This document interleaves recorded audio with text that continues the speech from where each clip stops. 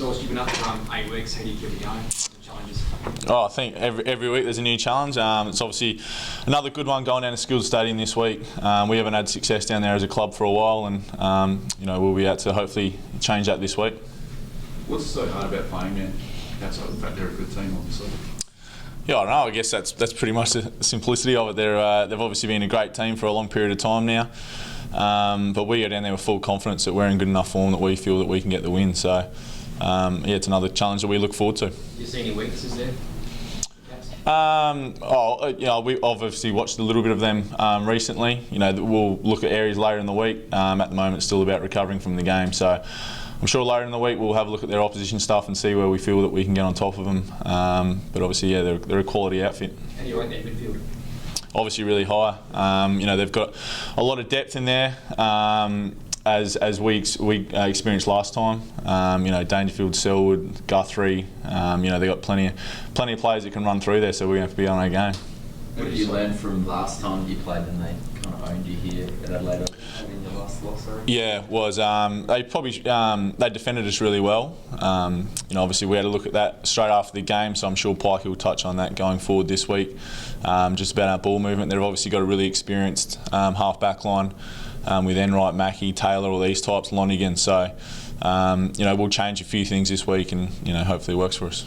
Do you always better Nick as a team going into this game than you did going into the last time you played? We always go into the games confident that we can get the job done, but I guess recent results suggest that we are in pretty good form. So, as I said previously, we're real confident going into this week that we can get the win down in Geelong.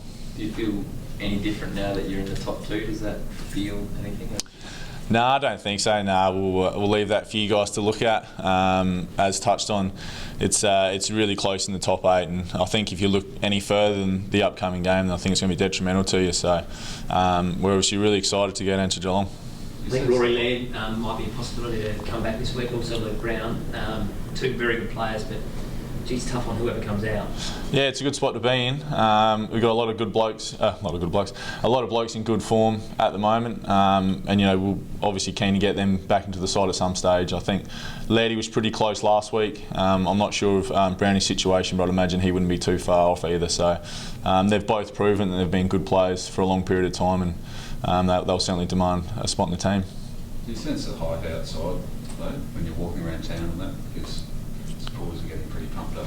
I guess it's exciting when you're winning, and as players we're obviously exposed to it with all our family and friends and the media in Adelaide really getting behind us. So it's as from an individual point of view, it is exciting as we're getting closer to the end of the season. But as I said previously, we look no further than Geelong.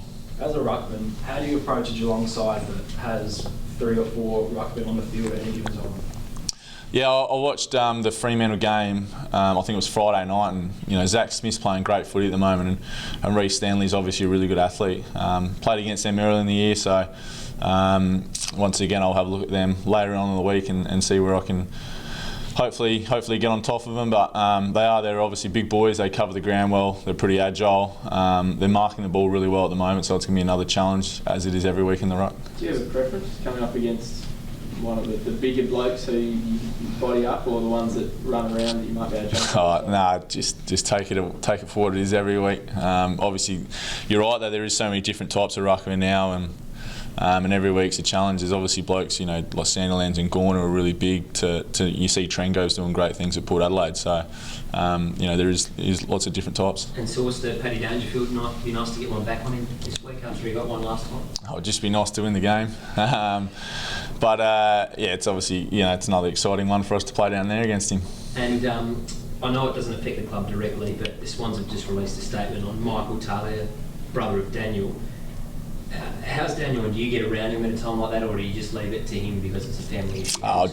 Just leave that one alone, mate. That's I'm not, I don't know enough about the situation to be able to comment on it. Brad Crouch, he was fantastic on the weekend. How important is he becoming? I think it's great for Crouchy to get some continuity and start playing, week after week. He's obviously missed a lot of footy as we all know, and some of the stuff he does around the packs, I reckon, he's even gone another level as what he has previously. So it's great for Crouchy to just come in and simply just play his role within the team, that's all we expect of him. That's what he's doing at the moment. So it's definitely exciting to have him back in the team. Exciting for him to be able to play some footy. Love to see him back next year doing the same thing. Of course. How about yourself, Sam? You've hit the goals the last few weeks. Is that something you're really determined to add to your game? Yeah, I guess it's something I've probably looked at purely, I guess, when you look at the better ruckmen in Gawn and Goldstein. At the start of the year, they were able to hit the scoreboard a fair bit. So I reckon to sort of, I guess to keep up with the way the ruckmen are playing, I think it's something I want to add to my game. And sometimes in games you get opportunities and some you don't. So I guess, as well I keep getting the opportunities, I want to keep taking them and trying to hit the scoreboard and help out where I can for the team. So, I'm always looking at different ways to improve my game and, to keep up with the best players. Do you think Geelong, it's beneficial for Geelong to have all these players rotating through the ruck, or do you think from a chemistry standpoint it's better to have just a solo ruckman taking most of the time in the middle? Oh yes, every team's different. Every system's going to be different. I guess that's what works for them at the moment. Being able to spread part of their time through the forward line as well in the ruck. And I guess for us it works really well with me and Joshy up forward, and it's a system I know, and that's what works well for us. I know it's probably our fault, but was a distraction last time with the whole Patrick Dangerfield when he came to here? Did that play any part? Probably, I guess I can only speak individually. Probably not. I've played in a lot of big games in my career now, and for me it's just another game. And as this week will be, we'll just leave it to you guys to build up the games and bring the people along.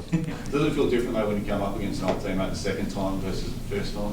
I've previously played at a different club, so it's no different for me playing against Carlton as I did 2 weeks ago. So, that's pretty much it.